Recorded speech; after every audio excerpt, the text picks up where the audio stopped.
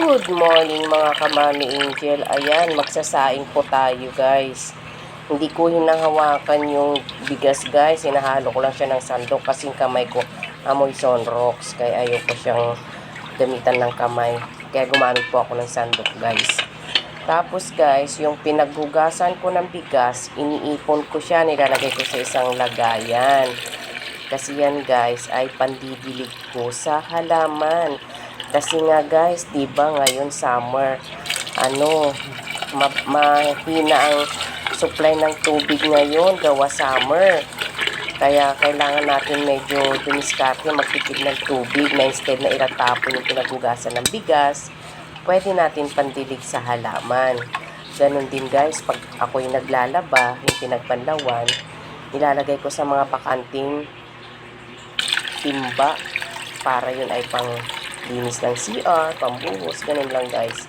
Kailangan natin ngayon magtipid ng tubig gawa nga mababang level ng dam ngayon. Low supply ng water ngayon gawa sa tindi ng init. Kaya guys, kailangan kayo rin, gumawa rin tayo ng paraan paano makatipid sa tubig.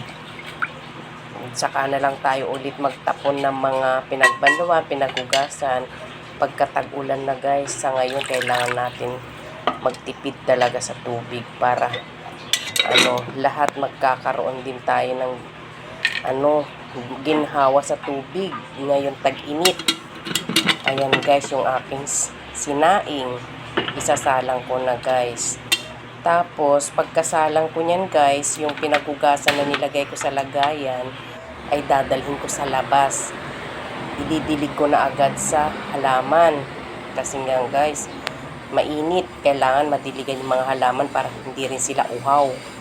Nauuhaw din mga halaman guys, natutuyo sila sa sobrang init. Kaya kailangan diligan din natin kahit mga pinaghugasan ng gulay, bigas, instead na itapon, pandilig sa halaman. Nakatulong na tayo sa pagtitipid, pandilig pa tayo sa mga halaman na nakuuhaw. Yan guys, so ganyan din ba ginagawa nyo guys? Paano mag-save ng water? Lalong-lalo ngayon, summer, tag-init. Mahirap ang tubig, low supply ang ating dam ngayon, mababa yung level ng dam. Kaya kailangan magtipid-tipid para hindi tayo maubusan ng tubig pagdating ng panahon at wala pang ulan-ulan ngayon. Yan guys. God bless you guys. Ingat. Bye-bye.